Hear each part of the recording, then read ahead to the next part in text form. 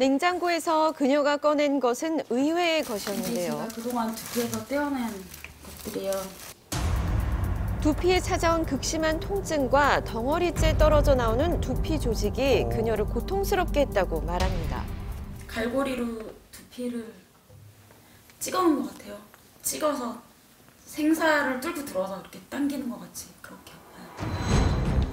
현재는 치료를 통해 많이 호전된 상태지만 아직 당시의 상처는 남아있는데요. 통증뿐만 아니라 탈모 증상까지 나타났고 6개월 전만 해도 사회생활이 불가능할 정도로 심각했다고 말합니다. 이거 지금 보시면 그죠? 이게 이제 두피 속에서 머리카락이 못 자라고 있던 거예요. 이게 머리카락이 이렇게 나온 거예요. 뭉쳐 있는 거가. 끈적한 덩어리가 머리카락에 엉겨붙어 나왔다는 건데요. 이런 증상은 왜 나타났던 걸까요? 그 필러, 그 키오필 그 주사 한번 잘못 맞고 원인은 성형 시술에 있었다고 말하는 그녀. 이마하고 광대, 그다음에 팔자 뭐 그렇게 해서 한 7군데에서 얼굴 전체적으로 볼륨을 채워준다고 하더라고요. 필러는 피부에 외부 물질을 주입해 주름을 개선하고 입체감을 만들어준다는 성형 시술인데요. 2년 전 살이 빠지면서 야윈 얼굴에 생기를 주기 위해 필러 시술을 결심했었다고 합니다.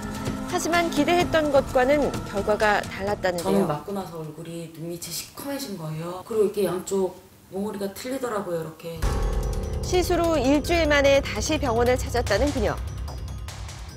양쪽이 비대칭이고 다크서클이 되게 심하다. 그러냐고 하더니 바로 뭐 비대칭 된 데다가 다시 추가 필러를 놓더라고요. 다크서클 생긴 데도 놓고.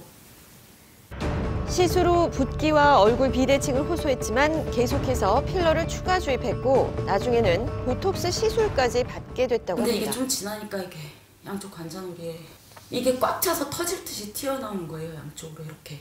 이 관자놀이뿐이 아니고 조금 지나니까 두피가 막 끈적끈적 찐덕찐덕 난리가 난 거예요. 그녀는 필러 물질이 두피에까지 침투해 문제가 됐다고 주장했습니다. 조직 검사 결과 필러 성분은 발견되지 않았지만 MRI상 액체가 고여있고 염증 및 부종 소견이 확인된 상태입니다. 쪼이고 압박하고 누르는 이 고통이 상상을 초월해요, 정말. 남자분들 한 3-4명이서 머리를 있는 대로 잡아서 정말 세게 당기고 있는 것 같아요. 네, 필러 시술을 받고 부작용을 호소하는 40대 여성의 사연입니다.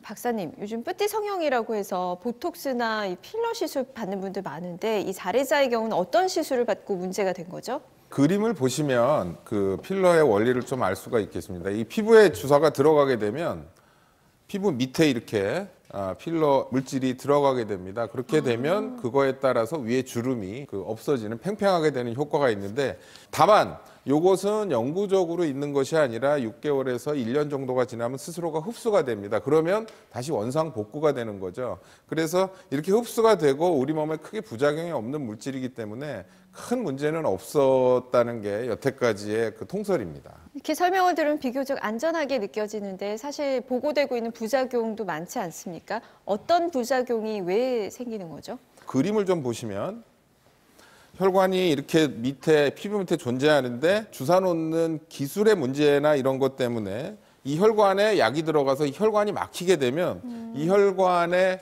영양을 공급받는 피부의 일부분이 괴사가 일어나게 됩니다. 자, 보시면 이쪽 부분에 염증 반응이 많이 보이고요. 여기도 마찬가지입니다. 뻘긋뻘긋하게 염증 반응이 있고 요거는 사실 조직 괴사, 피부에 혈관이 막혀서 피부가 괴사 일어나는 것까지 보입니다.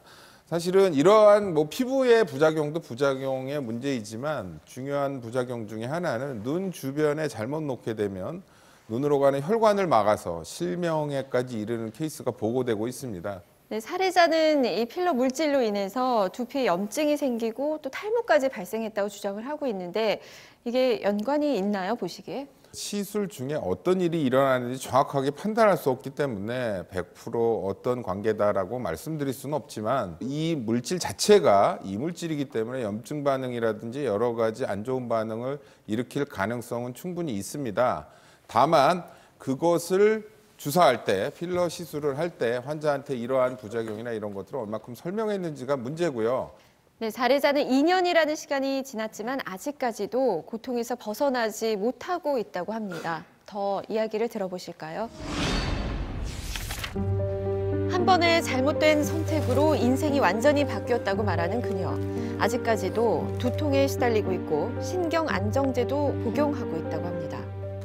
여기에선 더 이상 뭐 해줄 게 없다. 그렇게 하는 게 가장 화가 많이 났죠. 우리는 다른 병원 성형외과 전문의에게 자문을 요청했습니다. 항생제 처방을 저 같으면 했을 겁니다. 환자가 불편하다고 했을 때. 2개월 이후부터 지금 이 필러를 녹여내는 주사를 줬는데 전체적으로 다 안 녹고 또 다른 문제가 생길 수 있다는 것에 대한 동의서까지는 아니지만 설명을 했느냐. 현재 다른 병원에서 치료 중이지만 치료 시기가 너무 늦어진 것 같아 억울하다고 말하는 가족. 치료할 게 없대요. 학회에 보고된 바가 없기 때문에 더 이상 치료해 줄 게 없다고. 자기는 책임 없다 이렇게 얘기하더라고요. 병원 측은 환자의 주장을 이론적으로 받아들이기 어렵고 시술 시 설명을 다 했으며 의료진의 과실이라는 근거가 확실하다면 보상과 사과를 하겠다고 밝혔습니다. 네, 참 답답한 상황인 것 같은데요. 네네. 변호사님, 법적으로 어떻게 보시나요? 네. 성형 시술과 관련된 판례가 있는데요. 판례를 보시면 회복이 어려운 후유증이 발생할 개연성이 높은 경우 그 미용 성형 시술을 거부 내지는 중단하여야 할 의무가 있다고 판시하고 있습니다. 그렇기 때문에 환자가 필러 시술을 계속 요구한다고 하더라도 부작용이 생길 우려가 있다고 한다면 좀 더 신중하게 시술을 했어야 되지 않나 하는 아쉬움이 남습니다. 이 부작용을 겪다 보면 아무래도 외모와 직결된 부분이기 때문에 정신적인 피해도 상당할 것 같은데요. 네네. 이런 부분도 보상을 받을 수 있나요? 성형 시술에 있어서는 환자에게 동의를 받는 것이 더더욱 중요할 것 같은데요. 환자에게 동의를 받지 않고, 즉 설명을 다 하지 않고 시술을 했다고 한다면 위자료로 2천만 원 정도 배상을 하고 있습니다. 또한 그 부작용이 의료진의 과실로 인해서 발생했을 경우에는 일하지 못해서 발생하는 소극적 손해, 그리고 치료비 같은 적극적 손해에 대해서도 배상을 받을 수가 있습니다. 네, 박사님은 이번 사례 어떻게 보시나요? 지금 이 프로를 보고 계신 시청자분들 중에 특히 이뻐지기 위해서 이런 거 하는 거는 좋지만 그런 것을 결정할 때 전문가하고 충분히 상의하고 그것에 따른 합병증과 부작용이 있는지를 고려를 해서 그럼에도 불구하고 이걸 해야겠다는 판단이 들 때 신중하게 하시라는 말씀을 드리고 싶습니다. 쉽고 간단하게 느껴지는 성형 시술.